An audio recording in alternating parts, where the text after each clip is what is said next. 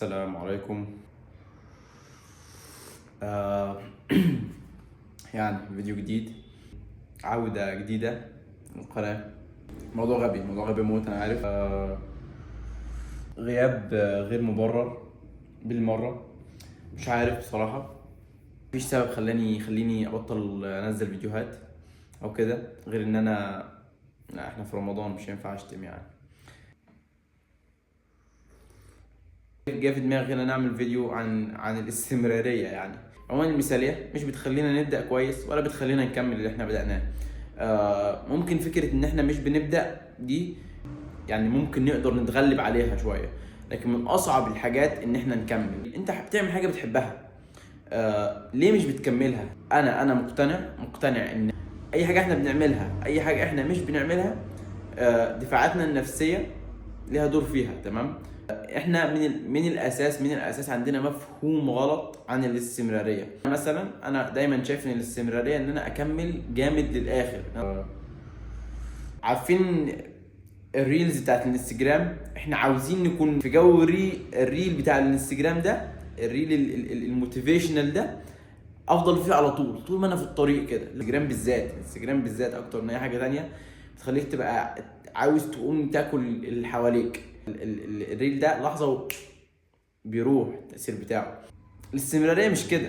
الاستمرارية ان انت تفضل مكمل حتى وانت زهقان، حتى وانت مخنوق، حتى وانت عارف ان الكواليتي بتاعتك مش احسن حاجة، حتى وانت متأخر. يعني اول ما ببدأ امسك فكرة المثالية دي كده، وان الدنيا مش لازم تمشي زي ما انا عاوز. انت بني ادم، لازم تسمح لنفسك تغلط. اول ما بتمسك في النقطة دي، بتبدأ تحس بشيء من الوعي كده، اللي هو طب ما عادي انا اغلط، طب ما عادي انا اتاخر يعني، طب ما عادي انا ما اكملش، عادي اوقع يومين في النص. انا بكتشف ان عدم الاستمراريه دي حاجه عندي في حياتي، هي حرفيا محشوره في كل حاجه في حياتي. فكره عدم الاكمال، عايز توصل للكمال في حاجه، ده مش هيخليك تكملها للاخر. فكره ان انت دايما شغال حتى لو الكواليتي بتاعتك قليله، احسن بكتير من ان انت تقف في النص عشان عاوز تعملها بجوده احسن. فاحنا عاوزين نوصل لنظام مثالي جوه دماغنا، هو مش موجود في الواقع. اسال نفسك، انت ليه عايز تبقى مثالي؟ ليه عايز تبقى كمالي؟ ليه عايز توصل لصوره في دماغك انت مش عارف توصل لها على الحقيقه؟ عشان انت على الحقيقه اساسا، انت على الحقيقه فاقد احساسك بالقيمه. انا بكلم كده يعني، لما بقول حاجات كده بكلم يوسف. يعني انت مش قادر تاخد القيمه دي من بره، فبتاخدها في خيالك. مش عارف تجيب فلوس معينه على ارض الواقع، فبتجيبها في دماغك. انت لما تقعد كده وتتخيل وتعيش في الخيالات الوهميه، انت بتخدر مشاعر الم. ما هو انت لما بتحس ان انت مالكش قيمه، انت هنا في احتياج نفسي انت ما اخدتهوش. ان انت يبقى عندك تاخد الاحساس بالكفاءه والقيمه وانك مش فاشل، ده احساس نفسي انت لازم تلبيه اساسا. كون انك مش بتلبي الاحساس ده، هيطلع شعور مؤلم، زي ان انت تحس ان انت فاشل، ان انت مالكش قيمه، ان الناس احسن منك، كل الكلام ده. انت بدل ما تروح تمشي على ارض الواقع وتشتغل وتكمل الحاجه بالشكل الطبيعي الواقعي اللي هو مش هيكون كامل، لا، انا هقعد اتخيل في دماغي افكار ان انا بحقق الحاجه دي بالشكل اللي مفيش حد عملها زيي، عشان بس المشاعر دي تروح. هو انت فاهم اللي هو لو انا بخدر نفسي، بس بدل ما بروح اشرب سيجاره، لا، انا بقعد اقعد في الخيالات يعني. فاهمني؟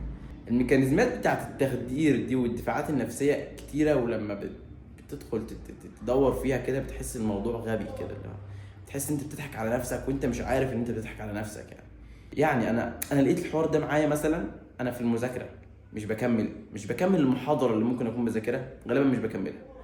انا لو دخلت في اي سكيلز اتعلمها، انا دخلت اتعلم سكيل زي مثلا، انا اتعلمت مثلا كودينج، تصميم، اتعلمت شويه رايتنج، بدات شويه في صناعه المحتوى.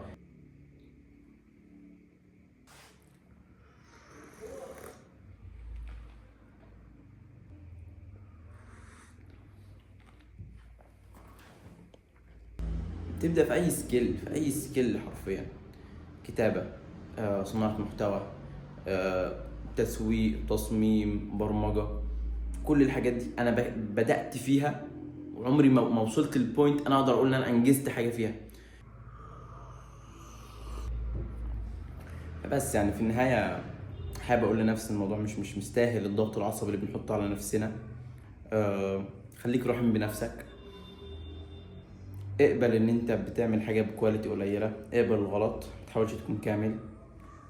حتى لو حسيت ان انت متاخر، حسيت ان انت واقع، حاول تكمل الحاجه للاخر، واعرف انك لو سبتها ورحت تعمل حاجه جديده ده مجرد وهم بس في دماغك، لا اكتر ولا اقل، عشان تهرب من الواقع اللي بيكون مؤلم شويه علينا الفتره دي.